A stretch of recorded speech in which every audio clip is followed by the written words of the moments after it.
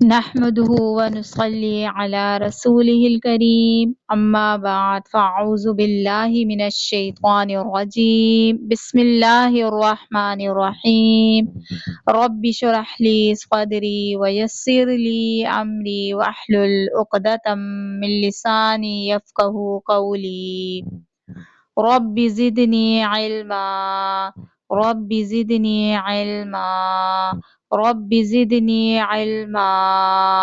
دیکھتی آنکھوں اور سنتے کانوں کو قاریہ فرحت آفتاب کی طرف سے السلام علیکم ورحمۃ اللہ وبرکاتہ و مغفرہ۔ آپ دیکھ سکتے ہیں کہ میرے سامنے اماں پارا رکھا ہوا ہے۔ یہ اماں پارا یہ سیریز میں آپ کے لیے لے کر آئی ہوں۔ اس سے پہلے جیسا کہ آپ جانتے ہیں میں نے نورانی قاعدہ بھی آپ کے لیے شروع کیا ہوا ہے۔ اس کے ہم تختی نمبر انشاءاللہ ہم نے تختی نمبر 3 کو مکمل کر لیا ہے اور اگلی ویڈیو ہم تختی نمبر 4 سے شروع کریں گے انشاءاللہ تعالی۔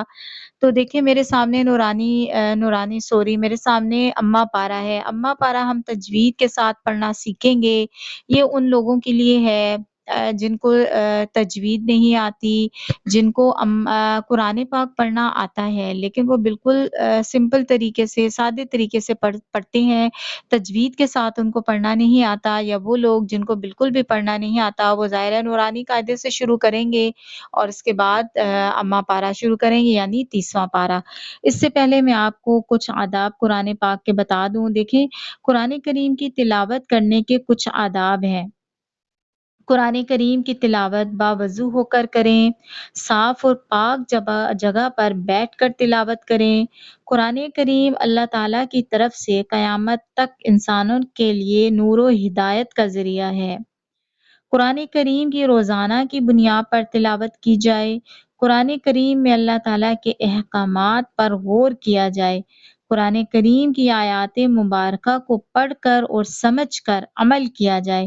قرآن کریم انسانوں کی بہترین تربیت کے لیے نازل کیا گیا ہے۔ یہ چند آداب ہیں جو میں نے آپ کو بتائے ہیں، مجھے یقین ہے آپ ان آداب کا خیال رکھیں گے۔ اور دیکھیے قرآن پاک میں آتا ہے کہ وَلَقَدْ يَسَّرْنَا الْقُرْآنَ لِلذِّكْرِ فَهَلْ مِن مُدَّكِّرٍ، اور ہم نے قرآن کو سمجھنے کے لیے آسان کر دیا تو کوئی ہے جو سوچے سمجھے۔ تو اس لیے آپ قرآن پاک کو بہت سوچ سمجھ کر پڑھیے۔